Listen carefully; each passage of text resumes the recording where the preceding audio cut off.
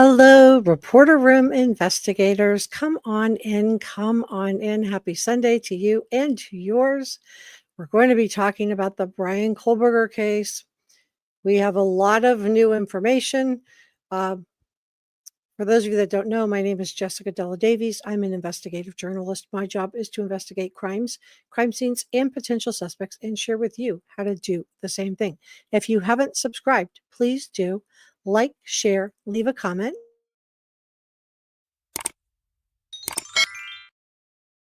And know that everything I'm sharing is my opinion.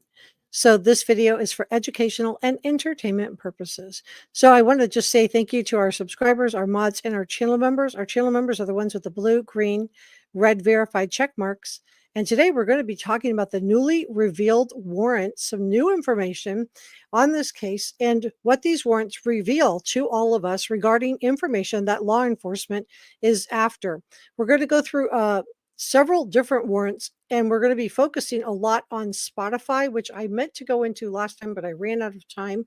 We're going to go into Apple, and we're going to be talking about also proof. I have more proof that BK did have connections to the victims. And we're going to go through the AT&T phone record information. So we have a lot of stuff to unpack. I have 1, 2, 3, 4, 5, 6, 7, 8, 9, 10 packages. So let's get started, you guys.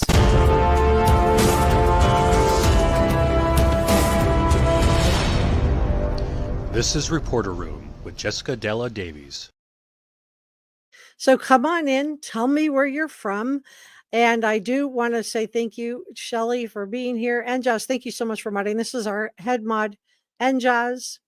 Thank you for modding, Leslie. Thank you for modding, Kimmy. Hi, Adriana and Rebecca. Florence is here, Sandra. So we're going to do this live stream, and then we're going to do Sebastian Rogers. And we have a lot of new information to dig into. Hi, Adriana. Hey, Donna. Glad you guys are here. Come on in, come on in. Wicked's here. Thanks for modding. Pepper, thank you for modding. Really, really appreciate you guys so much. Texas Life is here. Hi, Julie. Hi, Carrie. Hi, My Crime Time. He used Spotify to watch the victims. Yeah, and I'm going to show you how it links to Instagram. Hi, Beth. Here's our other head mod, brother Mike. Oh, you're right on time, Pepper. Hi, Jackie. So come on in, tell me where you're from, and let's go ahead and get started. You guys know I love to just dig into this, especially when we have this much information to unpack. So we're going to start with the prosecution warrant, which lists a lot of new information. This is really interesting, and we're going to talk about how this relates to the case and what they're looking for and what these warrants mean. So let me start with that. Let me pull that up. Yeah, well, I have 10 packages to get through. I need to get going on it. So I will be checking in with chat though. Okay, make sure we're all looking at the same thing. Let me move myself out of the way. And let's make sure you guys can see this. Make it a little bit bigger. Make sure I'm not blocking. Okay, so let's go dig into this. And then we're going to talk about what this says. And then we're going to talk about what this means. All right, so this is the state of Idaho versus Bryan Kohberger. Some of it is redacted, but a lot of it we can see. So I'm going to scroll down past this stuff. If you want to go through it, I can link it for you later, but I want to talk about what this shows. So let's start with some new information that we're getting. One is that we knew we had the one Linda Lane surveillance video footage for November 13th of 2022. And now we're finding out that there's a second Linda Lane surveillance video footage that was also pulled and given over to the defense team. So we knew about the Albertsons in Clarkston, which is where I believe that the perpetrator did dispose of this, but I believe that they pulled the video surveillance footage to see what he bought, but also to show that this was his vehicle, because this video footage would have been taken on November 13th, the same day as the crimes. The crimes occurred in the wee hours of the morning of November 13th of 2022. They also pulled the Amazon financial and user records for Bryan Kohberger. We knew about this also. We know Ann Taylor worked really hard to get rid of one of the car surveillance videos that I believe will identify the car as being the same vehicle as Bryan Kohberger. We also know that she worked really hard to get the Amazon, the warrant for the Amazon, to get the evidence that law enforcement got from that dismissed. So I believe not only was that for the knife in the spring of 2022, but I also believe that this is going to show financial purchases. And her argument was the algorithm made him do it. I don't think that dog is going to hunt. They also pulled AT&T phone records. So now we've learned that not just Bryan Kohberger had AT&T, but also Maddie and Xana also had AT&T. They pulled bagel shop surveillance for November 13th of 2022. I believe this is another surveillance video that's going to show that Hyundai Elantra either going to or leaving from the crime scene. They pulled Bank of America records for BF. That's going to be Bethany Funk and Xana Kernodle. So we knew they had the Bank of America records. We didn't know that they were for Bethany Funk and Xana Kernodle. You can see this was redacted here. So now we're starting to see whose financial records go with who. We see now Banner Bank banking records for Ethan Chapin. Cafe Arista video surveillance. I believe this is also going to show that Hyundai Elantra making its way to the 1122 King Road house on the day of the crimes in the wee hours of the morning on November 13th, when Bryan Kohberger's attorney puts him out stargazing on a foggy, cloudy night. And Bryan Kohberger is innocent until proven guilty. But I do have to talk about this case in terms of it being Bryan Kohberger, because it's his attorney making the motions. He's the one on trial. So I hope that makes sense. So I think that that's what this is. Corner Club video surveillance for November 12th and 13th. Now we know that Maddie and Kaylee were at the Corner Club. I also showed you guys video back when this case, before they caught Bryan Kohberger, that Jack Decor was also at the Corner Club surveillance. So was Bryan Kohberger also at the Corner Club video, or was this simply to when they were still looking into everything? It was turned over to the defense. So I think it's interesting that they pulled this video. Corner Club financial transaction receipts. Now this could be because Bryan Kohberger was also at the Corner Club, but I think it's more likely that this is just helping the prosecution paint a timeline of when Maddie and Kaylee were at the Corner Club, when they went to the grub truck for food, and when they got home. Then we have the Costco Clarkston, Washington surveillance video that was put onto a hard drive. So Ann Taylor did say there's no connection, but she said this early on, almost over a year and a half ago. She hasn't been saying it since, and that's because I believe there are connections to the victims, and I'm going to show you proof of that in just a moment. And we're also going to talk about Spotify and how that connects to Instagram also in just a moment, so please stay with me. So they have the Corner Club financial transactions and more surveillance video for Corner Club. Now we get to DeSales student records regarding Bryan Kohberger. I don't know why they pulled his DeSales student records. I was scratching my head trying to figure out why they would have pulled this. Dick's Sporting Goods records for a sale to Bryan Kohberger. We saw that that could be for something that they believe was used in the crime, allegedly, according to the prosecution. It could be for the mask. Remember, Dylan said she saw somebody wearing like a ski mask, she described it, that covered his head and his face. We thought maybe it was like a medical mask, but no, it's a ski mask. So did he purchase this at Dick's Sporting Goods, or was the monkey suit purchased at Dick's Sporting Goods? They also got the Discover financial records, and that now we know is for Kaylee. We did not know this. Let me make sure that like you guys can all hear me. I haven't checked it. Okay, I am going to check in with chat, but I want to get through everything so we can get to all the Spotify stuff today too, because last time I ran out of time. So DoorDash This, again, I believe, is going to establish a timeline for the prosecution of when the Hyundai Elantra was making its way from Pullman, Washington to the house. We saw it circle once, twice, three times. And then we also know that there was a DoorDash delivery. And this was they pulled DoorDash records for both Xana and Ethan. So I think that's interesting. The only DoorDash that we knew about from that night had Xana's name on that bag that was taken in the police footage. Early warning records. Don't know what that is yet. Elon financial records. We now know this belongs to Kaylee Goncalves. ENS records, 1300 Avenue, Pullman, Washington. This is more surveillance footage. So they have a lot of surveillance footage. And I showed you guys in the video that I put out earlier this week that Ann Taylor did admit that it was Bryan's car on the video surveillance. She let it slip out. He got mad. He left. In my opinion, he left early without thanking his attorneys. So we wondered why he was mad. We just didn't know why. So this is more surveillance video. They have Farmers Insurance surveillance video. So Floyd's Cannabis Company surveillance video.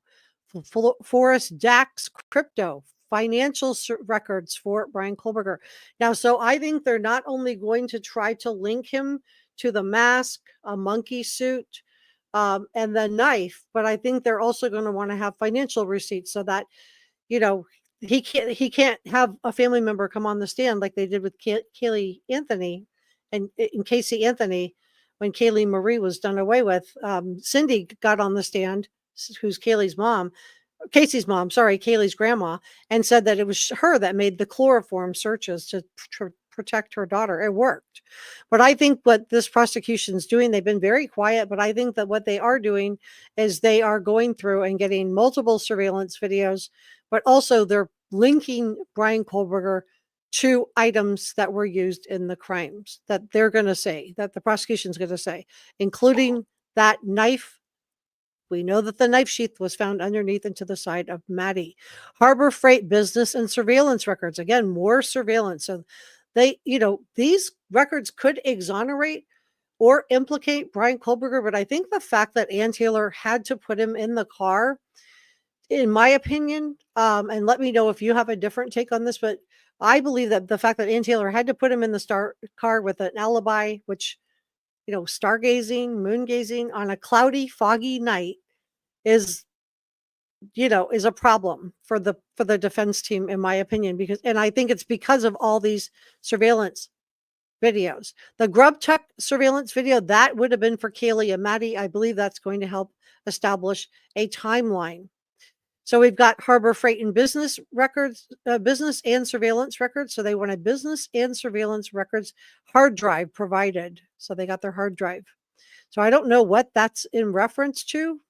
It's a freight company. So I'm wondering if something was delivered by freight that they want to know. Idaho Central Credit Union. These are for Maddie. Now, we had known about some of these banking and credit unions, but we didn't know what belonged to who. Now we know which ones belong to Kaylee, which ones belong to Maddie. And I'm going to show you guys proof of more connections from Bryan Kohberger to the victims that I have not shown before on this channel in just a moment. So please stay with me. Indian Mountain Lake surveillance and records. Now, this is where BK, I think this is where Cy Ray is going to claim that he was. However, we know that the park was closed during the time. So they're going to have surveillance records. The prosecution is of, if he was there, what time and what time he left. Again, Ann Taylor put him in the car driving around. I think there's a reason for that. Joanne Fabrics financial records. I don't know what this is for. I do not know what Joanne Fabrics is. Latah County Sheriff's Office Deputy Darren Duke body camera video of August 21st of 2022. So this would have been in the months leading up to the crimes. The crimes occurred November 13th of 2022. So they wanted his body cam for August 21st of 2022. They also have this citation. So I think that this is related to this citation that was issued August 21st of 2022. Now, remember, we saw the one citation for that he didn't get a citation, where we saw that video of him where he talked his way out of a ticket, claiming that where he lived in Pennsylvania, they didn't have crosswalks. But this August 21st of 2022, the defense team was successfully able to keep this out um, from the jury being seen. Now, the prosecution is trying again with this new judge to get this brought into the trial. And I believe it's because the prosecution has linked up Bryan Kohberger with surveilling the victims. Remember how narrow the stalking is in Idaho. To be considered stalking in Idaho, the victims have to feel threatened. They have to feel, um, like they're being watched. I don't think these victims knew that Bryan Kohberger was watching them or surveilling them. So I'm going to use the word surveil rather than stalking because of the narrow relation. And I believe that the prosecution was not able to use this term in this, but I do believe that this August 21st of 2022 traffic citation put Bryan Kohberger near the mall at the same time that the victims were near the mall. So I think they're going to try to link up this. Now, the judge in Latah County, Judge John Judge, said, no, you cannot use this to prove that he was near the victims. But the prosecution came in now with a new way around this with this new judge in Ada County. Don't know what the judge is going to say about this, but the prosecution's trying to do an end run around, saying that they just want to use this August 21st of 2022 to establish that it's Bryan Kohberger, establish that it is his vehicle, establish, identifying things. So I think they're going to link this video footage to other video footage to prove that it is BK's Hyundai Elantra. We have the Marshals financial records for Bryan Kohberger, National Weather Service records for the 12th and 13th. You guys, I told you I thought this was a huge problem for the defense team. Now, the prosecution is arguing they don't think that this alibi that Ann Taylor has come up with is good enough. They don't think it's a real alibi. An alibi has to say where you are exactly. And this driving around isn't really that precise. I don't know what the judge is going to say about this. So I think that the prosecution is preparing to go after that alibi by showing that it's really not probable that BK would have been out stargazing and moon gazing in Idaho, in Moscow, Idaho, on the night of the crimes because of the foggy weather and all of the clouds. I think Ann Taylor will put on experts that he could still see the sun and the stars and the clouds, stars beyond the clouds. And I think the prosecution is going to have their weather expert say no, but they have asked for the National Service records. New America Bank records for Kaylee Goncalves. We knew about New America Bank. We didn't know that it was Kaylee. PayPal Venmo financial records. Don't know who this is for, but I do believe that what they're working to do is not just establish who bought the monkey suit, who bought the mask, who bought the knife sheath and knife, where they bought it from, but also how they paid for it. So they're like, so if one thing, doesn't come out the way they want it, they're going to come in, or if one of his relatives gets up on the stand and says, his mom says, well, I bought the knife with the knife sheath, like we had in the Casey Anthony case, where her mother got up and said she had done the chloroform searches, that they can say, well, here's Bryan Kohberger. He had literally paid for it, and this is how he did it. PNC bank records for Bryan Kohberger. Again, I think they're trying to see how he paid for stuff. Pentella data records. Don't know what this is yet. Still trying to figure that out. Pennsylvania State Employee Credit Union. This is for Bryan Kohberger. We saw the credit union. We didn't know who it was for. Again, so they want to show how did he pay for it, and then they will look to see when that money was withdrawn from his credit union account. So like they're covering all the bases, in my opinion. Petco financial records. This would have been for Kaylee's dog, Murphy the dog. And now we know there was a pet hair, an animal hair, found at Bryan Kohberger's apartment in Pullman, Washington. We still don't know if it links to Kaylee's dog or not. Rite Aid financial records, don't know. Ross financial records. Sunset Mart. This is more surveillance video from November 13th. Again, they're pulling, this is all the video, and this explains the 51 or 52 terabytes of information. And yes, I am going to talk about Spotify, how it links to Instagram. We're going to talk about all that in just a second, so please stay with me. And I also have new information that links Bryan Kohberger to Kaylee Maddie. I'm going to show it to you. Not a newspaper article. I'm going to literally show it to you. Ross Financial Records, Sunset Mart, more surveillance, Sunset Mart. This is another camera. They pulled that surveillance. Target Financial Records. I don't know what that's for or who it's for. TikTok records for Xana. We knew that TikTok was pulled, but we didn't know. We know that TikTok was playing, right? We know that TikTok was playing right around that time. So again, this will help them establish a timeline. TJX Financial Records is for Dylan. T-Mobile records are Kaylee and Dylan. So we know now that Kaylee and Dylan used T-Mobile for their banking. The Umpqua bank records, we didn't know who those were for. Now we know they're Dylan's. Under Armour transaction records. Okay, this is for Bryan Kohberger. So this is really interesting. Let me just pull this up. So the possible connection to the victims at Winco, that's the video surveillance for all the female victims, along with financial records for Bryan Kohberger. Why would the victims be in a large supermarket car park be of interest to the prosecution?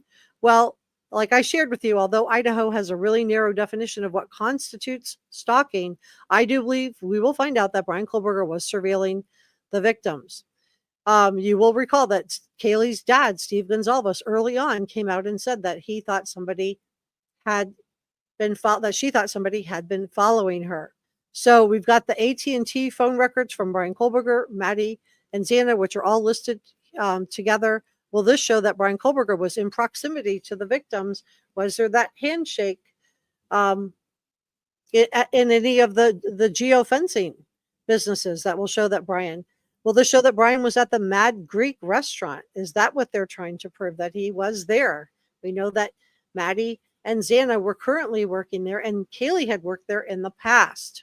Although the owner of the Mad Greek denies it, we do have an employee of the Mad Greek who says that they were there, that Bryan Kohberger was there at their restaurant. So I think we're going to see that. And then we have those 11 phone pings that prove Bryan Kohberger was visiting the house in the weeks leading up to the crimes, and a 12th time the morning of the crime. Still don't know why he was there. And then we have all this other video surveillance listed, the Southeast Pullman and the main road between Pullman and Moscow of November 13th of 2022. So to me, this looks like law enforcement's been pulling CCTV camera images from every business up and down, to and fro, Pullman, Washington to Moscow, Idaho. We also know that Ann Taylor filed the motion to keep one of these house cameras out. She doesn't want it. She said that it wasn't continuous, and therefore it would be bad. She didn't want to let it in, and which is a ridiculous argument. I don't think that's going to work on this judge, because in order for surveillance camera to be continuous, they would have to have a drone following him or law enforcement following him, which would mean that somebody would have to know he was committing this crime. That's, I just think, but Ann Taylor's trying everything to keep this particular video footage out. And I believe it's because it's going to show definitively that it is Bryan Kohberger either driving the car or a tag that it is clearly his car. Remember, if it's good for Ann Taylor and Bryan Kohberger, she wants it to come in. If it's bad for Ann Taylor and Bryan Kohberger, she wants it to come out. Now, Ann Taylor also, filed motions to suppress the van's shoe print. And people were like, oh no, that, it's not the same size as Bryan Kohberger. We don't know that yet. But I do think that if it was not the same size as Bryan Kohberger, then why wouldn't Ann Taylor have used that in her motion in an effort to suppress the van's shoe print? Because if it's a different size than Bryan Kohberger, that would exonerate Bryan Kohberger, right? Somebody else was in the house. But that's not what she's doing. So I do think that that's very interesting. Sorry, I've got a hair. hair blowing in my eyes. All right, so I do think that what we see, and I'm going to talk about Spotify and Bryan Kohberger, along with more proof that Bryan Kohberger was following victims in just a moment. So stay with me. But what we see on this video, what was seen on this video surveillance that Ann Taylor doesn't want the jury to see, in my opinion, it is going to show that he was behind the wheel of that Hyundai Elantra. It will either show him literally behind the wheel, or it will show the tag or something that is just definitively that car. So the other notable search warrants, in my opinion, was the ski mask, which some of you guys thought it might be a balaclava, sorry, amongst other things. The marshal's clothing receipt, which could be related to the mask. And then we see that weather service report for November 13th. Oh boy, that is clearly in there to rebut and Taylor's alibi of Bryan Kohberger that he was out stargazing on a cloudy, overcast night. So as I shared with you in a prior live stream, it was cloudy and foggy. So just, really not possible to see the stars that night, and not a good night for stargazing. And then we see the extra Linda Lane. So we're going to talk about Spotify and Bryan Kohberger and more proof that he was following the victims. I'm going to literally show it to you in just a second.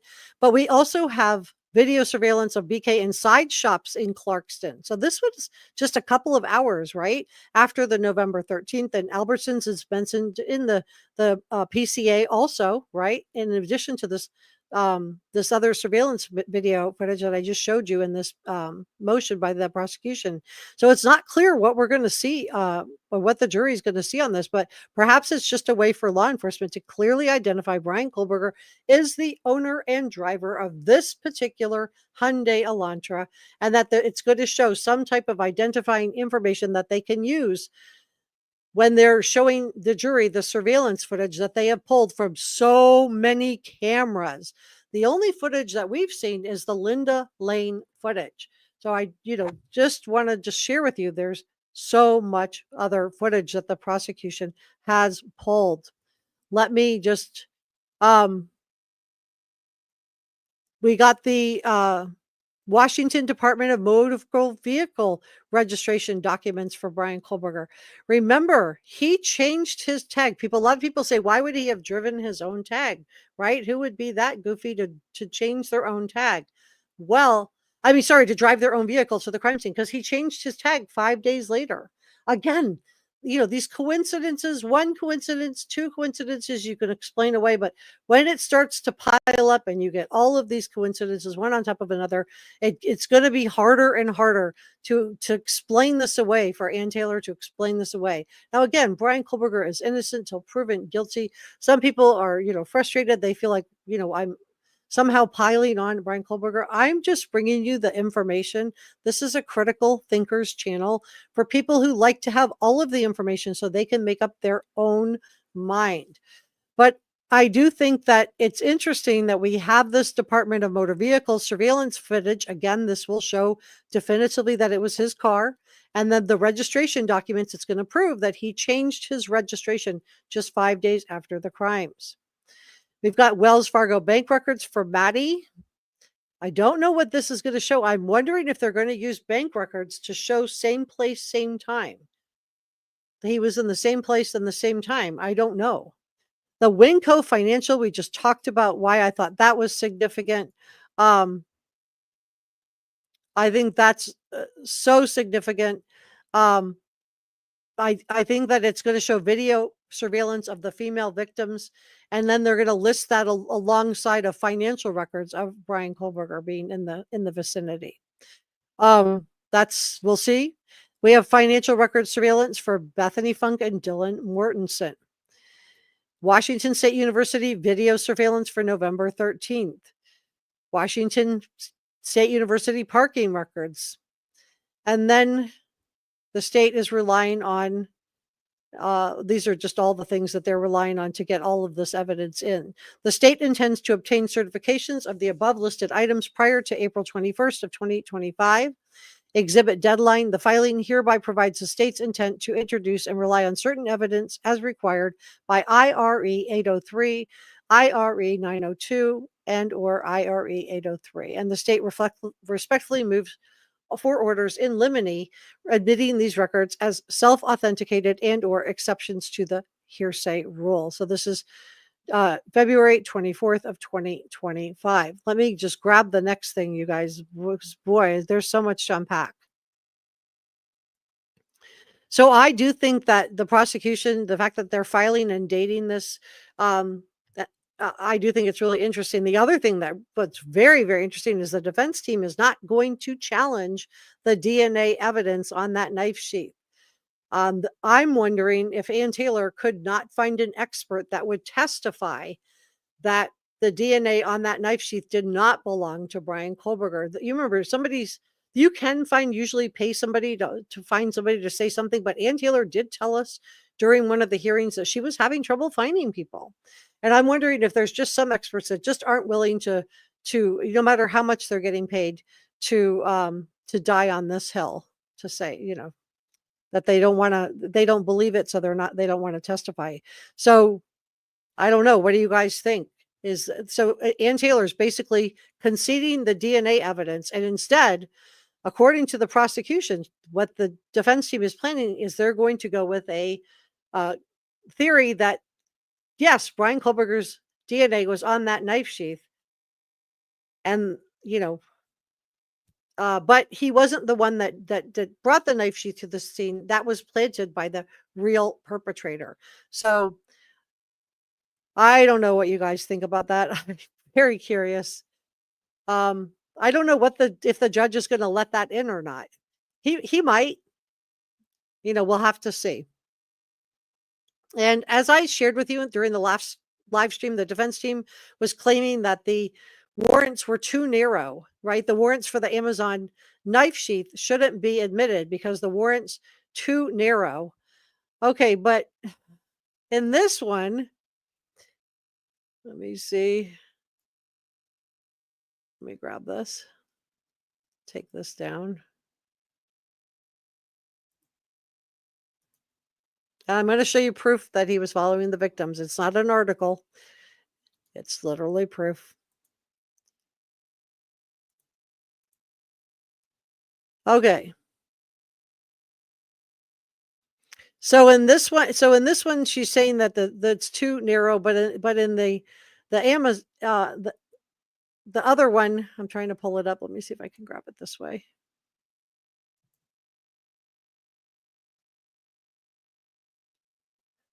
But in other warrants, she's saying that that it's too broad. So, I just think, it's too narrow, it's too broad, it's too narrow, it's too broad. I do think that she has to argue this. She has to try to poke holes in it. She's doing a really good job. She's throwing all the noodles against the wall. Somebody said that in my comment section. I thought that was really well said. She's throwing all the spaghetti against the wall just to try to get a couple things to stick. So let's talk now about the fact that Bryan Kohberger was following victims. And for those of you that are going to come into the comment section, no, he wasn't. He wasn't stalking the victims because, again, the statute on stalking is so narrow in Idaho. The victims would have to have known, they have to feel harassed or threatened for it to constitute as stalking. But he was surveilling them. So let's talk about this now. Let me grab this.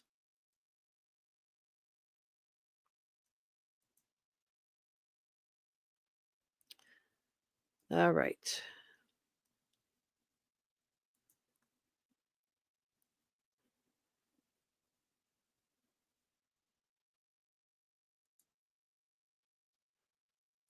Okay. Let me grab this.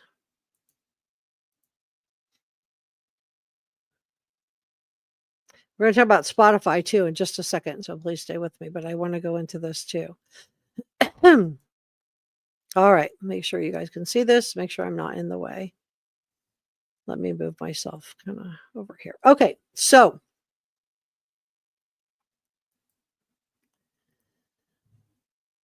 this was done, and I'm going to show you guys the work that he did, but this was done by a company called Shadow Dragons. It was done by Daniel Clemens. And what they did was they were linking Bryan Kohberger's main account to some other accounts that he had. He had 2 other ones, Bryan Kohberger with an extra R, and then Brian Slight, and then Brian.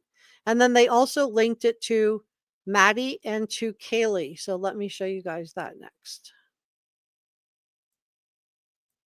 Okay. So this is the search that they did. And again, this is, hold on. This is the company. It's called Shadow Dragon, and it's owned by Daniel and Daniel Clemens is the one that did the news and commentary on this. So let's go ahead and show you this. Okay. Just want to show you. I do want to be.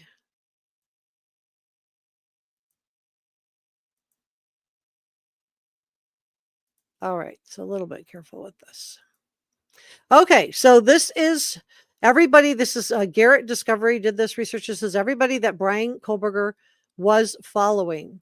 So I'll just show you guys. Going down to page 12. You can see right here, Kaylee Jade. Okay, that's Kaylee's account. And you can see right here, Madison May Mogan. And this was social mapping done by Garrett Discovery. And I do think that this is really interesting. So let's talk about this for a second. So the connections between Bryan Kohberger and the 4 victims did seem hard to put all the connections together. And I have told you guys that, Dateline NBC has reported out that he was following 2 of the victims. The Goncalveses also reported it, but Shadow Dragon Social Net also looked for any correlation between the perpetrator and the victims.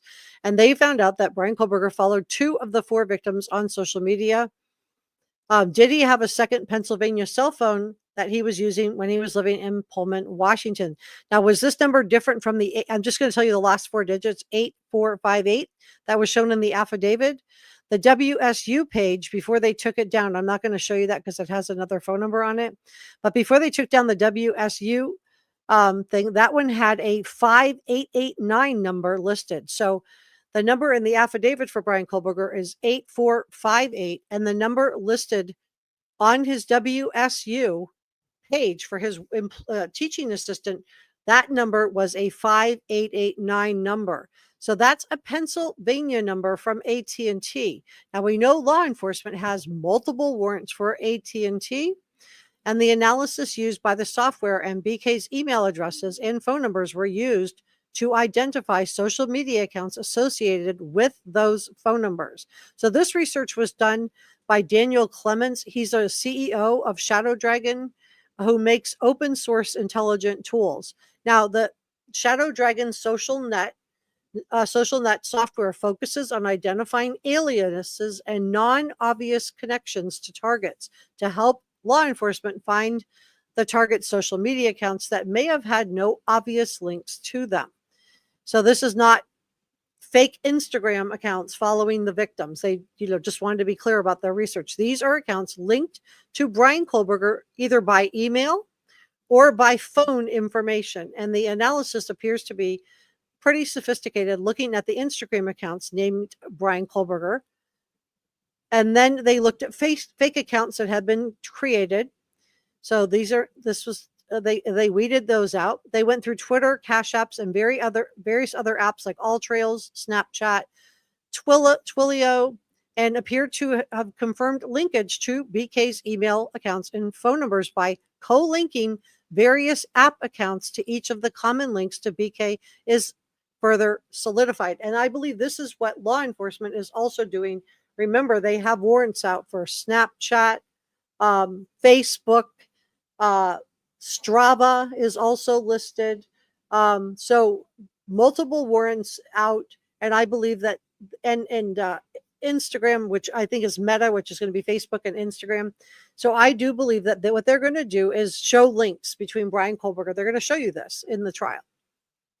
So the phone numbers that we knew about We knew about the one that was detailed in the PCA, but there's this 5889 number that was listed as his WSU staff listing. I have seen it. I do have confirmation, but it does have a phone number. I don't know who it belongs to now, so I don't want to put it on the air. But this phone appears to predate the 8548 AT&T number that was active from June of 2022. And then they were able to track down some of his aliases. Brian Slight are associated with BK's email and phone numbers on some of the apps that he was using. And I believe this is why law enforcement also is getting warrants for some of these apps. The connections mapped out are not as simple or obvious as the Instagram account just named Bryan Kohberger following a victim, but rather these are accounts that are literally connected to his emails and known phone numbers. So Shadow Dragon described the social media linkage to BK and the victims as hard to find without specialist software. So let's just look at what they did find. And that is clearly links to Maddie and Kaylee. So there's Maddie. And Kaylee's right here. And these are all the people that he was following.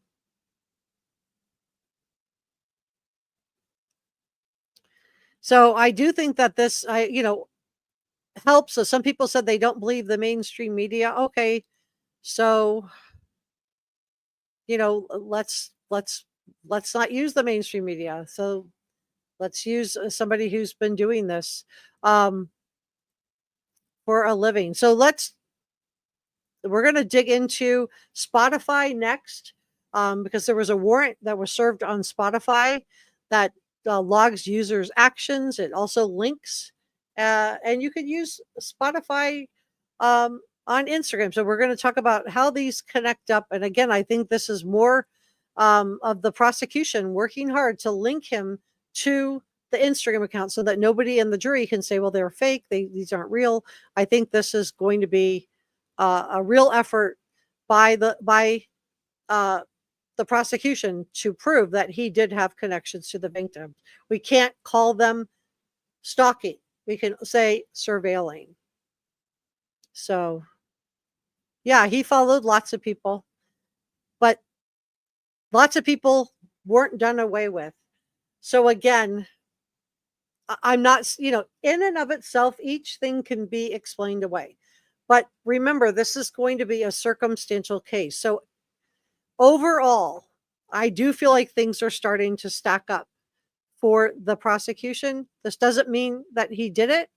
I just, I do this. I'm just trying to show you what direction the prosecution is going in on this case. Please don't hate the messenger.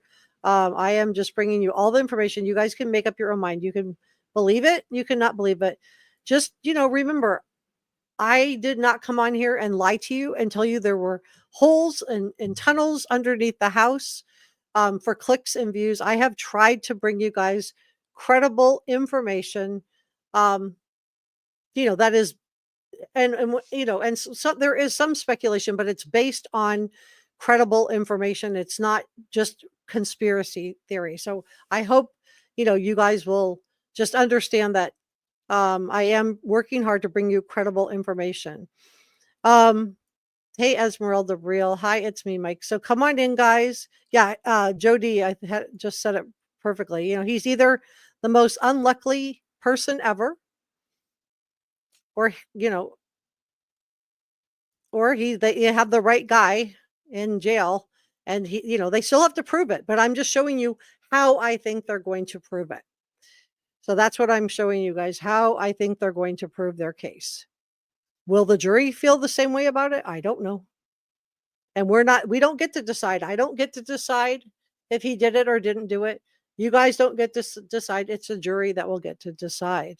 So, so come on in, tell me what you guys think. And then we're going to get into Spotify next. I'm watching my time today.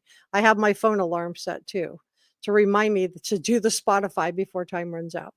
Okay, so my crime time says, I believe Maddie was a target and Kaylee had a chance to fight. That's why she had more injuries. Well, yeah, because Maddie wasn't, according to what the Goncalves said, Kaylee was behind Maddie. They were in the same bed. Some people said, how do you know they were in the same bed? Maybe Kaylee came in there. Well, because Kaylee was behind Maddie in the bed. They were in the single bed, and the bed was against the wall. So Maddie was in front and Kaylee was behind her. So I don't think, Kaylee would have climbed over Maddie in an altercation. But I think he was coming into that room expecting to find Maddie. He wasn't expecting Kaylee to be in the same bed. And I do believe that the girls fought back. I don't think it sounded like what we think it sounded like, because Ethan and Xana were downstairs and they didn't call 911 either. So my crime time thinks Maddie was the target and Kaylee had a chance to fight. That's why she has more injuries. Yeah, she was behind Maddie, so she would have had Maddie between her and that knife, allegedly. Well, no, yeah. Blackhawk says, did the pizza? I heard that Ethan maybe ordered one. I don't know about the pizza. I don't know. I did see the DoorDash being pulled for Xana and Ethan. I showed you guys the receipts on that. So why it was pulled for Ethan? It may be to show that he did or didn't order something. I don't know. Mike says he parked at 4:08 a.m. Not really a big deal, but the crime was like 4:09 to 4:17. Sarah says, I hope that if the financial records will show he made purchases at the same places and times as the girls, establishing that he was watching. That's what I think what they're trying to do with these warrants. I think what they're going to do is they're going to lie. Some of the purchases I think will relate back to maybe items that were used to commit the crime. But I think some of some of it may just be them looking for stuff. But the fact that we have this motion from the prosecution that this is what they want to bring in, this is what they want to present to the jury. So Ann Taylor could still say she doesn't want this to come in. The fact that they have this motion that they want to present these things to the jury, I think are really interesting. And I think to me, it tells me that it's more than just them fishing at this point. This is what they want to show the jury. So they are, in my opinion, going to try to link up Bryan Kohberger. I'm sorry, I have a hair that's like right in my eye. So it's caught on my eyelashes. Hope I got it. I think I got it. I have way too much hair. I think that what they are going to try to do is they're going to show that he was around the victims. They're going to try to show that there are connections between Bryan Kohberger and the victims, in my opinion.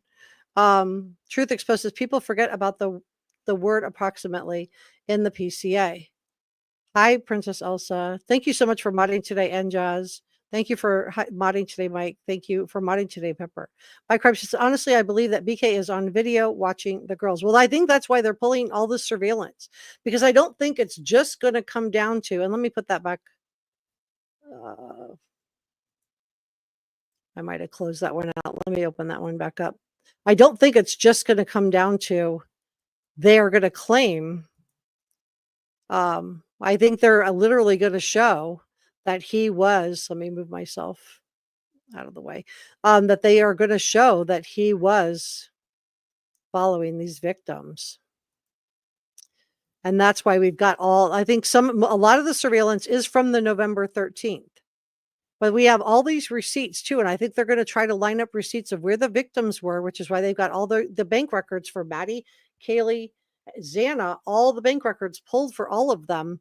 And I think they're going to line those up with surveillance video, in my opinion. We'll see. We'll see. But I do think that the Winco financial records for Bryan Kohberger, that really did catch my eye. That really did catch my eye. I think that the AT&T cell phone records from Bryan Kohberger, Maddie, and Xana, which are listed here, they all are going to show location data. So will this also show that BK was in proximity to the victims? Will this show that Bryan Kohberger did go to the Mad Greek besides just having one employee, which, he may take the stand and say he saw him there, but will they also have receipts that he was there? And then combine that with the 11 cell phone pings and then the handshake, the Bluetooth handshake that I believe may have occurred when Bryan Kohberger, not on the night of the crimes because he had his phone off or in airplane mode, but that handshake that would have occurred on the 11 times and maybe even the 12th time with the phone pings lining up with Bryan Kohberger's cell phone. Did his phone did Kaylee's Bluetooth when he was sitting in that apartment parking lot allegedly offer his phone a handshake, which is geofencing. So besides all of the search warrants that we went through, I think some of the other most notable ones are the Under Armour. They make ski masks and those balaclava. I hope I'm saying that right. Balaclava, among other things. I showed you guys what that looked like. Marshall's clothing, perhaps related to a clothing or a mask. It could also be they were looking for van shoe purchases. Remember, Ann Taylor said that when she was arguing to keep the Van shoe print out, which got if the Van shoe print exonerated Bryan Kohberger, she would not have tried to keep that evidence out. She would have said, yes, bring it in. It's a completely different shoe size than my client. Yes, we want this to be brought forward to the jury. That's not what she did. She tried to keep the evidence out. And she didn't even try to argue that Bryan Kohberger wore the same shoe size as the shoe print was. She didn't say that. She didn't say Bryan Kohberger doesn't wear the same shoe size as this print. Therefore, that shouldn't come in. She didn't argue that. She just argued that the footprint was going in a different direction. That was her argument. And if this Van shoe print really exonerated Bryan Kohberger, why would she have been trying to keep it out? To me, and the judge said, no, he's letting it in because he felt like it did corroborate Dylan's testimony. But I think and then finding out that there's all this other video footage that we have not seen from all these, and these are the ones that are being admitted. This may not be all the video footage that the prosecution and the defense team had to go through. These are the ones that the prosecution want to put before the jury. And it's just business after business, camera after camera. And, I just feel like this is why Ann Taylor had to put him in the car stargazing that night, in my opinion. So let me check in with chat. And I did show you analysis proving, so you don't have to take a newspaper article. You don't have to take a he said, she said. I showed you analysis that proves that he was following, and that he was following the victims on Instagram, where they linked it back to his known cell phones, one which is his WSU cell phone, the other one which is his personal cell phone, the WSU cell phone number that he used for WSU, and then his email accounts. And I believe that this is why law enforcement is working, so hard to pull all these search warrants. Mike says, Dylan, pretty much around 4 a.m. She was awoken by DD and then went into BK attack noises. Thank you for giving this, being number 75, to give this a thumbs up. All right, let me check in with chat. I know I'm behind. I do apologize. I just have a lot to get through, and I haven't even started on the Spotify stuff, and I have 3 packages that go with that. So I'm going to dig into that next. But I wanted to go through, some people were still in the comment section saying the mainstream media lies about everything. I don't think all these mainstream media people are going to die on the hill about this. But here, I just wanted to show you an independent analysis that was done by Shadow Dragon that shows that it was him following the victims on Instagram. Not that, and yes, they acknowledge that there were fake accounts, but they also say they weeded those out. So we're going to talk about the Spotify next. Let me just do say welcome, Emily, dismantling Delulus. Thank you so much for becoming a channel member, and thank you, NJAS, for gifting a Reporter Room channel membership. If you got that, please let me know who you are. Thank you so much, NJAS, for gifting that. That is so nice of you. And thank you, Pepper, for the $2 super chat. Thank you so much. That is really, really nice of you. I will put that to good use toward the channel. And I do want to just, I'm not ending because I haven't even started on any of the Spotify stuff. We're going to dig into that next, and Instagram. But let me just say thank you to our producers, NJAS, Sasha Angel, George Brown, Pepper, Lisa Fazio. Thank you to our channel members for allowing me to cover these cases. We're going to do a channel members live stream after the Sebastian Rogers live stream, right around 8:30 p.m. If I'm a couple minutes late for the members only, just come on over to Sebastian Rogers and say hello. That's where I am. But I should be on time. I've set my phone alarm this time to make sure that I'm not late. Last time I was running a little bit late. And then I also would just want to do super thanks and coffee gratitude for the last couple of chats. Thank you so much. And also, thank you so much for the gifted channel memberships and jazz. Really appreciated. All right. So let's get into Spotify next, and then we'll do some more comments. Come on in, tell me where you're from, and let's get into Spotify. I do want to go through this really quick. Let me see. Okay, so the defense is challenging the search warrants and the digital evidence. But I think a lot of this is going to come in. You guys will recall that Detective Brett Payne, the lead investigator, testified that detailing use of multiple warrants. This was back, in January, using the AT&T and Apple records, which were pivotal in obtaining the digital data. Officer Brett Payne also said that all records were obtained with proper warrants and explained investigators' reliance on specialists to analyze the Apple data.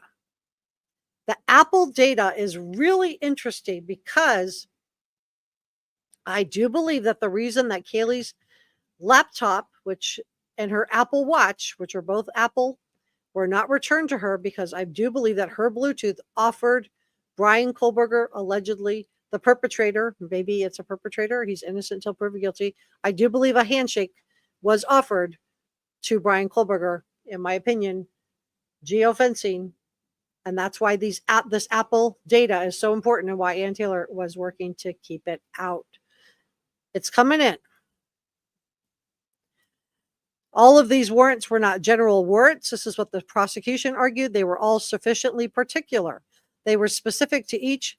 One of them listed they were too specific to the type of crime, the location, and but one of them had temporal limitations. So Ann Taylor, on one hand, she argues that the search warrants are too broad, and then when she doesn't like another one, because it might hurt her Bryan Kohberger's defense, she argues that the search warrant is too narrow. So on the Apple warrant, it was too broad, and on the, I think I'm saying this the right way, and then on the Amazon, she argued that one was too narrow.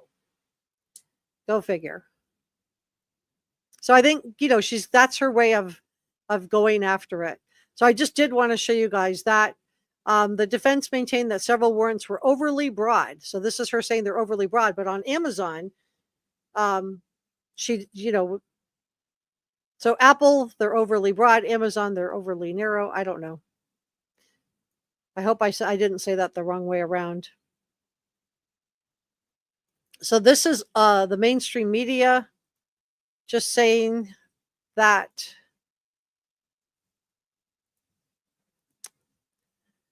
he had connections to the victims. So this was put out, my sourcing on this is Fox News. So I just don't think all these mainstream media people are all making this up. I know it's like when you've been told something else and you've come to believe something else, it's really hard to maybe let that go. But this is a critical thinkers channel for people who want to have all the information to make up their own minds. And what I hope is that, people can keep an open mind, so that as new information comes in, we can, take it in and apply it.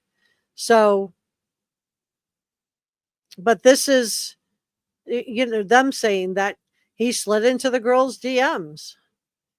So it's multiple outlets that are all claiming this. And then I just showed you, if you don't want to believe the media, I just showed you the surveillance. So we already talked about the fact that Ann Taylor was going to argue that the knife sheath could have been planted by the real person who did the crime. So let's dig into the Amazon warrant really quick, and then we're going into Spotify. So the Amazon warrant, my source on this is Court TV.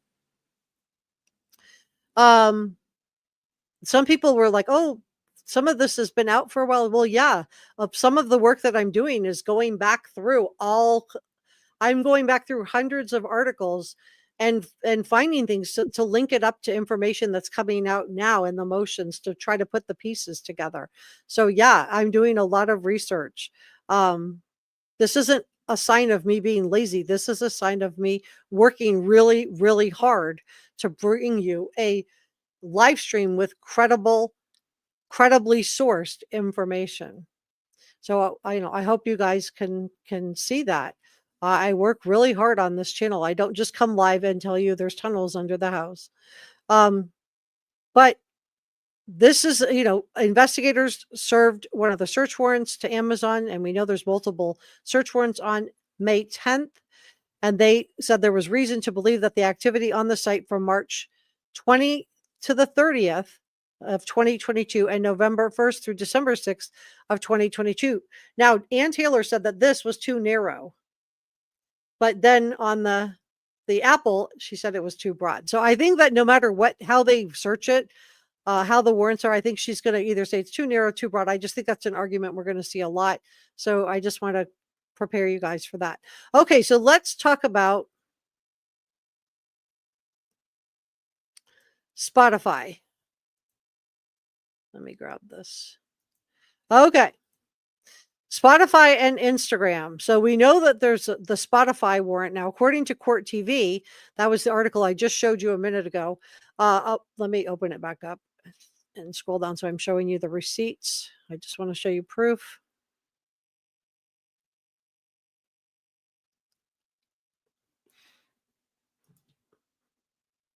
Okay. So yes, this is from 2023. I'm aware. I'm the one that's pulling this, but I just want to show you proof that this Spotify warrant was served. So a warrant asks for Spotify. So I just want to show you receipts. Ask for logs of users' actions, including queries, playlists, interactions with other users, and streaming histories, as well as user device sensor data to include motion generated or orientation generated device sensor data, which the user device collects about the way the user moves or holds their device. And just want to show you the receipts. Each warrant asks for any financial information linked to the accounts, and a search warrant served to Venmo on July 25th for all the bank accounts, credit cards, and transactions linked to the account, as well as the names of the transactions and receipts. Okay, so I just wanted to show you that warrant did exist. And let's talk about Spotify and how this links in. Okay. Sorry, I hope I'm not going too fast for you guys. I just want to get through everything, or as much as we can today. Let's see. Okay, so why does this matter? Why did I go back to 2023 and pull up this article? And why does this warrant serve to Spotify asking for logs of users' actions, including search queries, playlists, interactions with other users, and streamer history? Well, sharing Spotify tracks on Instagram. Sharing Spotify tracks on Instagram. Let me explain. So it's another way to connect. So so it does track you. It tracks your email address, your phone number, your date of birth, your gender, your street address, your country, and get this, GPS location data, your Facebook user ID, your login information. Like, remember we had a warrant for Meta, right? Which links back to Instagram. Device information like your accelerometer and your gyroscope data, operating system, model, browser, even some data from your other devices in your Wi-Fi network, including your login information, your billing information, your IP address. So I think that they got this warrant for the Spotify to show links to Bryan Kohberger via the victims. So you can use Spotify to share onto Instagram, into your Instagram stories. You can use it to customize your Instagram without logging onto Instagram. You can use it to post to your stories. You can use it to share links on Instagram bios. And it tracks you. It tracks you. So why did law enforcement want a warrant on Spotify? Well, we know from multiple sources, and I showed you guys now some raw data from a third-party company that has linked Bryan Kohberger to the Instagram accounts. So now Spotify does track you. And so I just want to show you right here, street address, country, GPS location data. So I believe that Spotify and Strava, which is a fitness app that Bryan Kohberger was known to use, that they also got a warrant for, are going to be used to show, again, where he was in relation to the victims. They're going to use this to show GPS location data. It may also show when he was in the vicinity of the 1122 King Road house. So again, we're not just relying on those 11 cell phone pings. We've got Bluetooth with some geofencing, and we have apps like Strava and Spotify and Snap Map that show where people are. So I do think that you can use it to link into the Instagram. Was he using that to link in to set up extra accounts on Instagram? I don't know about that, but I did show you guys the receipts and if you didn't see it, back it up, where he was following Kaylee and Maddie on Instagram. So I hope I've answered that question. But if you don't set your privacy settings, Spotify tracks your name, your email address, your date of birth, your gender, your street address, your country, and of course, GPS obviously pops out at me. Why? Because why does law enforcement want this so much? Billing information, website cookies, IP address, Facebook user ID, login information, likes, and other data, device information. So it can, if it can get your Facebook user ID, it can get your Instagram. That's why the meta warrant's there, guys, in my opinion. So this information, they claim it's all to tailor the song and artist recommendation to your taste. But guys, they don't need to know your GPS location to do that. So that's why they got it. That's why they got the Spotify. Let me just dig into this a little bit more. So that's why I think that they got the Spotify warrant. I was looking at that. I didn't know, like, why would you get the Spotify? And then I saw, oh, it tracks you. And let me just pull this one up. Okay, so let me go through this one. So how to connect Spotify to Instagram. So you can connect these two. Spotify and Instagram, this is a how-to basically, but what I just wanted to prove to you is that you can connect it, that you can share from Spotify, and that you can share to Instagram stories, that you can share Spotify links on your Instagram bio. So I just do think that this is important. Let me pull this up. Phone with him that night was a real. Okay, let me check in with chat. I hope I've let me just see if you guys have any questions. I hope I've gone through this really thoroughly so that it makes sense. I hope I didn't go too fast, but I did really want to show you guys what I'm talking about. Yeah, and Jody, you're right. So all the data they got on Lori Vallow, Daybell, even the phones. Yeah. And if you think about Ann Taylor, she's also looking at the Lori Vallow case, right? Because she's let me pull this up.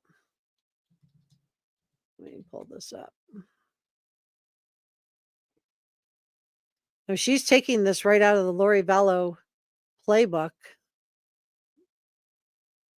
Jody. So let me just address this because I think your comment's great. Okay. Let me take this down. All right, Jody. So yeah. So she's trying again to get this, the DP thrown out, the capital punishment thrown out. And state of Idaho is looking, and I don't know how you guys feel about this. I feel somewhat horrified. People say it's more humane. I don't know.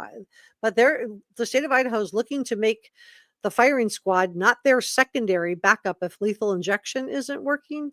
They want to make it their primary way for capital punishment. I don't know if you guys saw that or not, but um, so Ann Taylor pointed to the criminal case of Lori Vallow Daybell. Then Lori was convicted of doing away with JJ and Ty Lee. And in that case, the 7th district judge, different judge, Judge Stephen Boyce, made the unprecedented decision to curb the prosecution's discretion to seek capital punishment, I'm watching my words, against Lori Vallow Daybell.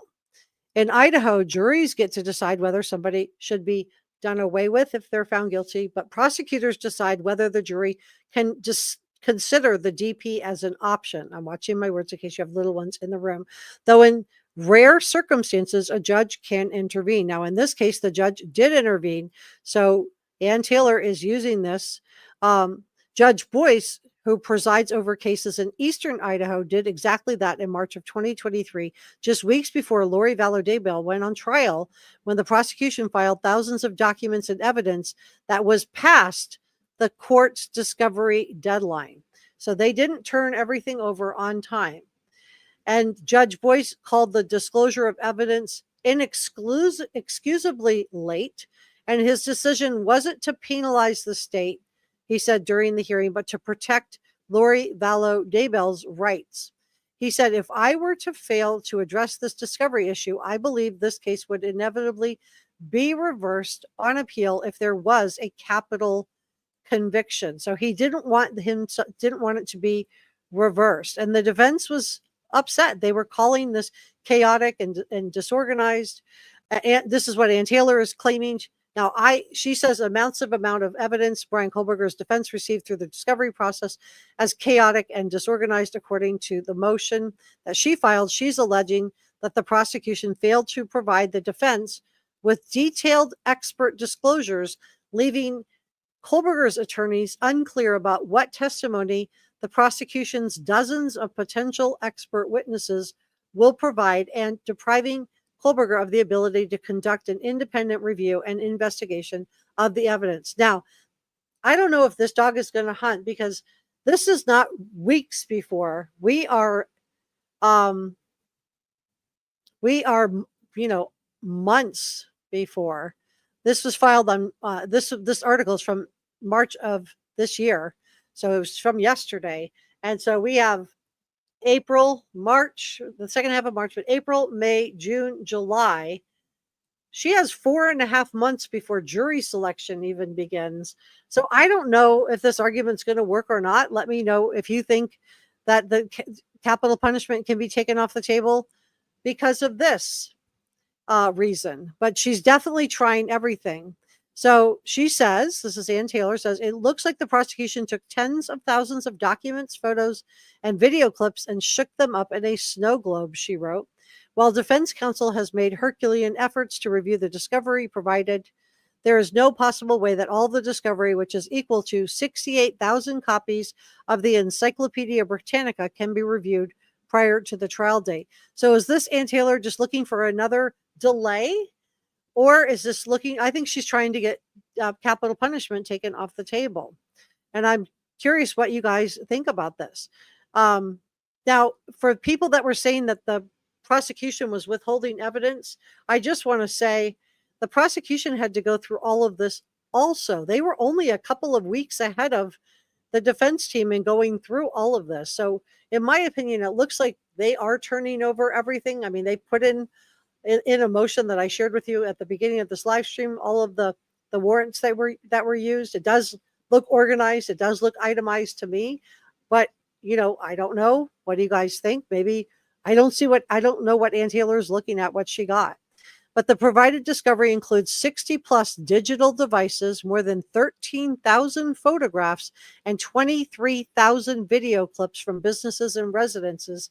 The motion said Ann Taylor said the evidence isn't in a searchable format, and the prosecution didn't provide detailed logs or indexes to help the defense review the information. Now, I don't know if they're required to provide those things. But I'm going to tell you what the prosecution said next. So no matter what the disorganized evidence or minimal expert disclosures were intentional, no matter whether the disorganized evidence or minimal expert disclosures were intentional, the prejudice is the same. So she's admitting it's not intentional, in my opinion. I don't think it was. And I don't even know if this is true. People are saying that attorneys cannot lie to the court. Well, if you've ever heard a defense attorney stand up before a jury and say, my client didn't do it, they can say what they believe is true. Just because the prosecution believes it's true doesn't mean it's true. Just because the defense believes it's true doesn't mean it's true. It's up to the jury to decide what's true. And the judge, who's also impartial, gets to decide what comes in before the jury and what does not. But Ann Taylor continues. She says, indeed, other courts have precluded the death penalty. Sorry, I wish I would have said DP there. On far less, and bad faith is not the standard of applicability of sanctions. In a separate filing, the prosecution, no shock here, disputed this claim. So they clapped back, and this is Ashley Jennings, who's a Latah County senior deputy prosecutor, wrote in an objection to the motion that the prosecutors provided the evidence in the same format it was given to them.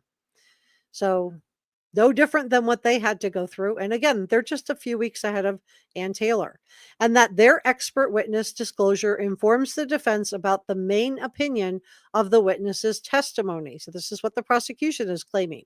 It'll be up to the judge to decide what to do. Any contention, this is the prosecution, continues that the defendant has been prejudiced, does not have adequate time to respond, is wholly unsupported.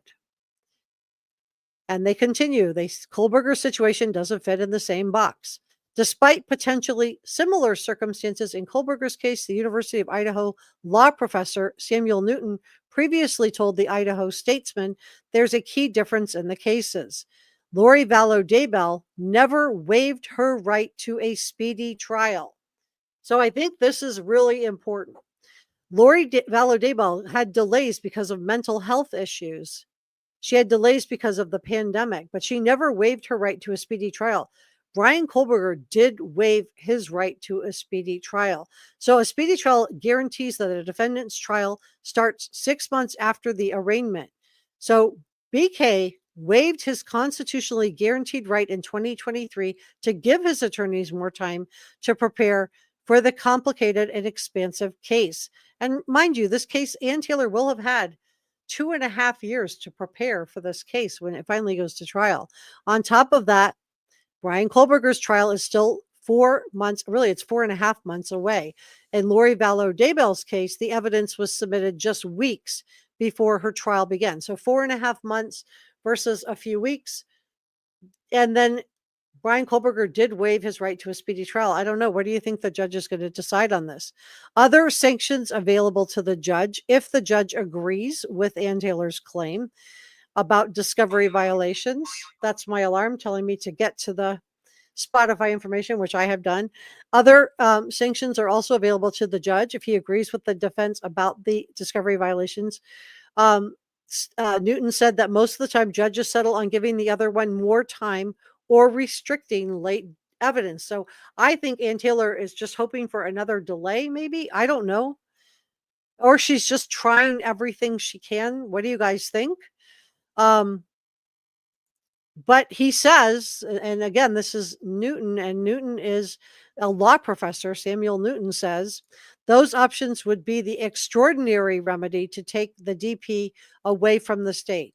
Those options would avoid let me rephrase that. Those options would avoid the extraordinary remedy to take DP away. So he sounds like this law professor doesn't sound like he thinks that the judge is going to take away DP.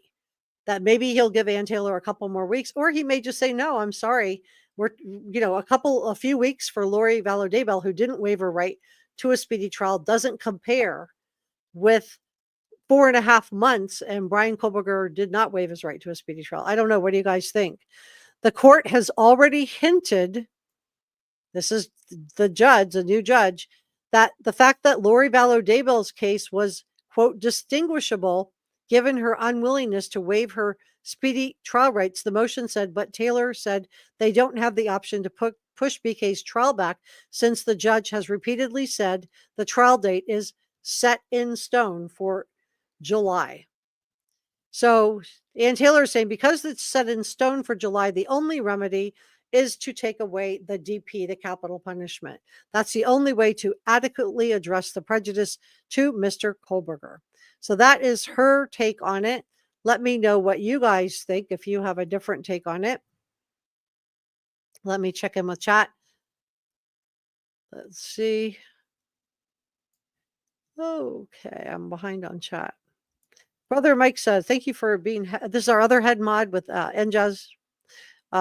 I post all the time, no matter what I'm doing or where. Mike says, I think they cleared him as Papa Roger.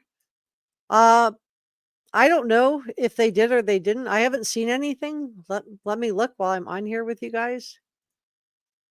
Let me see if there's anything new. I don't know if there's anything new on that. I don't see anything new. I see stuff going back to 2023. But if something comes out, I see people, I don't see anything that says he's been cleared, but if something comes out, I'll definitely bring it to you.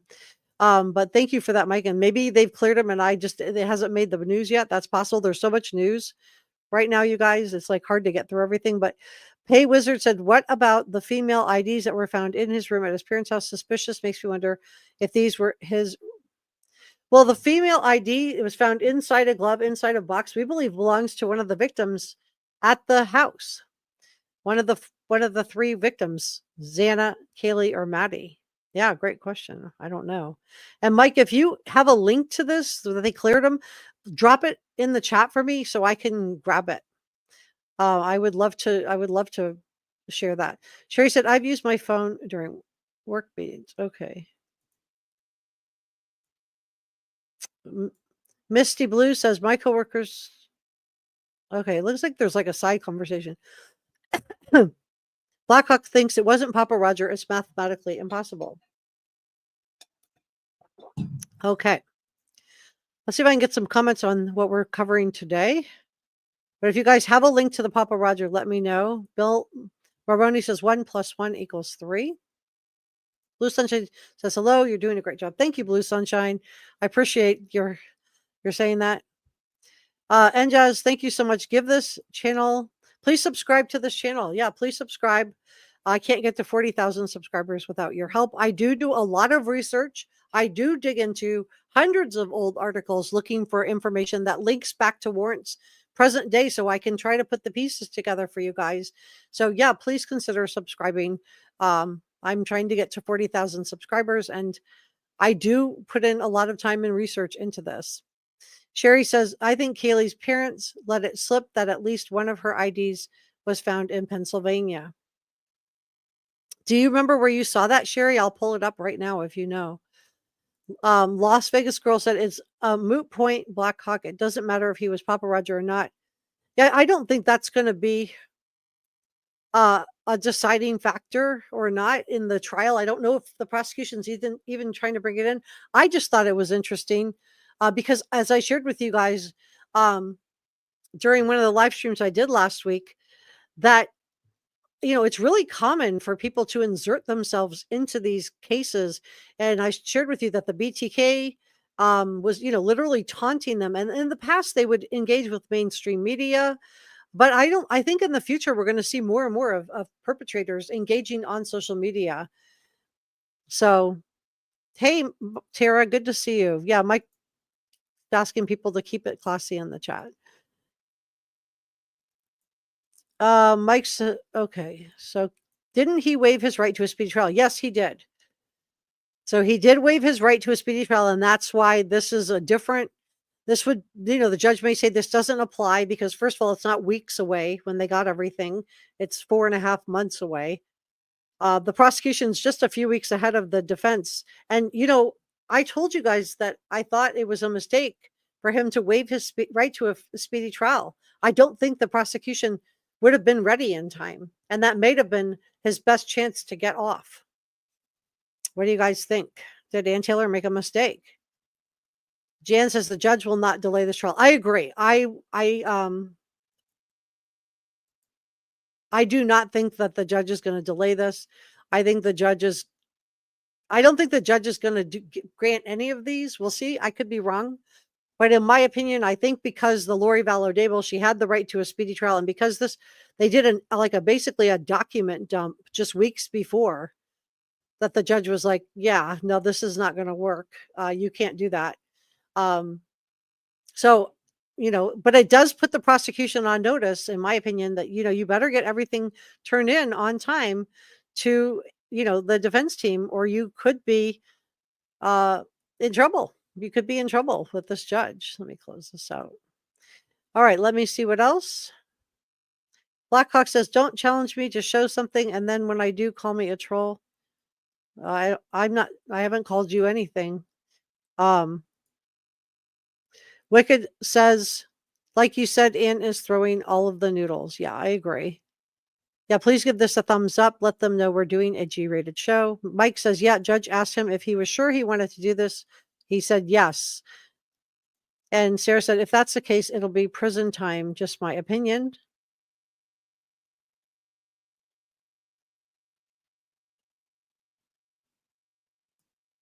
I'm looking for stuff that has to do with what we're talking about. Blackhawk said, I guess we're having an argument in chat. If you guys could not add each other, that'd be great. I'm trying to actually find comments that pertain to today's thing. I'm really struggling. Oh my gosh. Veronica says, I don't think the judge is going to take the DP off the table unless he has to, because if he doesn't, maybe BK will plead. I don't know if the prosecution is going to have permission. Put a 1 in the chat if you think that Bryan Kohberger would accept a plea deal. Put a 2 in the chat if you think that Bryan Kohberger would not accept a plea deal, because I'm wondering if there was a plea deal tried and either the family members didn't want it, the prosecution said no, or if Bryan Kohberger said no. Leslie said, I think Ann Taylor's been crying about information getting to her quick enough since the beginning. I think it's an excuse to prolong, or I use the word delay, but that's just my opinion. And Jazz says he's having a 5-minute break. Sarah says, oh, trust me, they find a way. Ivy League Flightner says, I think Ann Taylor knows that the state has enough evidence to put him away, and her main focus is to preserve it. Jody agrees with you, Veronica. Barbara says, I really love the judge. I'm not going to say his name. We'll just call him Judge Hip. He's not fooling around. No, he's not. And the family members love him too. Prayers for the Idaho 4 students. Thank you. Oh, yeah, like the Dickies jumpsuit. Sherry says, I don't think the judge will dismiss the DP. I don't think so either. But I think she's trying everything. I mean, maybe he will. I don't think he will, though. Mike says he loves this judge. Callie Dime says, if the judge agrees to drop the DP, that definitely sets a precedent for future cases. Yeah, that would be 2 cases, 2 capital cases. It's me, Mike said, I thought the police said he wasn't Papa Roger a long time ago. Oh, could be. If you guys want to know, I'll look into it for you guys. I'm not going to do it now because I want to get to some of your comments, but I will look into if they ever said he was not Papa Roger definitively. Lee Quinn says, she's talking about my hat. Yeah, my mom gave me this hat for Christmas, not this last Christmas, but the Christmas before, and it has the name of my channel on it, Reporter Room. So I love this hat too. Thank you, Lee. Yeah, my mom's great. Ivy League says, I love the new judge. He's not willing to play the same shenanigans as Judge. And I don't know, John Judge, it felt like we were starting to have hearings about whether we were going to have more hearings. It just did feel like it was dragging on. I think we're all relieved just to have a judge that's no nonsense, that pushes back on the defense and pushes back on the prosecution. And he holds their feet to the fire and he moves it along. He's like, get to it. And then as far as like getting information released, he's like, redact what you want, but we're not keeping all this super secret. Kami said, I was in the group room with you and I do believe he is Papa Roger. They have not said if it is him or not yet. Thanks for that, Kami. Hi, Kat. Good to see you. Brother Mike said, yeah, I like the hat her mom got her. Thanks, you guys. My Insane World said, and hit the like button. Yeah, please do. Oh, let me grab a sip of water. Sorry, you guys. Barbara says, justice for Kaylee, Maddie, Xana, and Ethan. I agree. Kat says, Judge seemed a little lazy, nonchalant. I don't know. I think he was nice, but maybe like too nice. I don't know what you guys think. Maybe he was just like a little bit too nice. He was just too lackadaisical. I don't know. But we were starting to feel like we were having hearings just to set the next hearing. And I got to imagine it did feel really slow to a lot of us that were watching. It was so, I felt very frustrated watching the other judge. This one, he just keeps it moving. I like him. Veronica says, I wonder if they can run a plea bargain by the family, but their opinion isn't the be all. No, it's not. But I think if they didn't have the family members on board, I think that could be a problem. I think the prosecution would want to have the family members on board. So yeah, I agree with you. It's not necessary, but I think the prosecution probably would want to. Hey, Wayne. Wayne says, whoever is Papa knew BK was going to be arrested by the profile pic. It is a very similar profile pic. It is. Let me just pull it up for those of you that are like, what is she talking about? It is similar. A lot of people do feel like this is agree with you, Wayne, that did he, and Papa Rogers, it would be a nod to Elliot Rogers, who was an incel, who did something similar. And then we still don't know what page 118 what was underlined. Is that an Elliot Roger book? Is it something else? Ivy Lee Kleitner says, I still can't believe that everyone was okay with the house being torn down. I know. It's really sad. Michelle's like, where are the ones or twos? Did I miss that question? Did I miss all the ones and twos? I might have missed it. Thank you, Shelly Stewart, for the $7.99 super chat. Wow, thank you so much. She says, thanks for all your hard work, Jessica. And thanks to everyone in chat for your intelligent conversation. Thank you so much. And yeah, we have really smart subscribers at this channel. This is a channel for people who are critical thinkers. The people that join this channel, we may not agree on every case. Like some people agree with me on Delphi, some people don't. Some people might agree with me on the Idaho case, some people may not. But some people might agree on some things that I say and other things that I don't. And in a year from now, we're going to be talking about a completely different case, and we may not all agree then. But I think what we all do agree on is that we want to have all of the information, keep our minds open as new information comes in, so that everyone can be respectful enough to make up their own minds. And I think that's one of the best things that we've been able to build with this community here on Reporter Room, is a community of intelligent subscribers who all want to have all the information that's available so that they can make up their own mind and not have a channel just telling them anything for clicks and views. I do research out stuff. I do try to bring you guys credible information. Does this mean I'm perfect? Of course not. Veronica says, I guess the family knows that he could sit on D row, the capital punishment row, for 20 years. They would have to go through appeal after appeal, wonder what's going to happen next each time. Yeah, and that might be a motivation to agree. But do you think Bryan Kohberger would agree? Let me know in the comment section below if you think Bryan Kohberger would agree to a plea deal. Michelle puts a 2. Mike does not agree. Umbra says, why are people hung up with the house being torn down? I think because the family members were upset.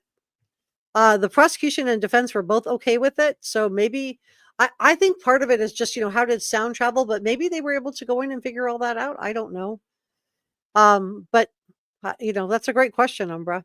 SS says, "Those 2 pictures are insanely alike for someone who has nothing to do with this." If somebody did pick that as their avatar, it sure was a lucky guess. That's all I can say.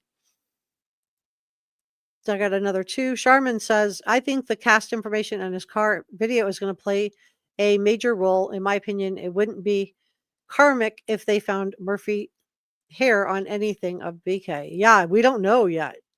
Alright, guys, I am going over right now to the Sebastian Rogers case. Please follow me over.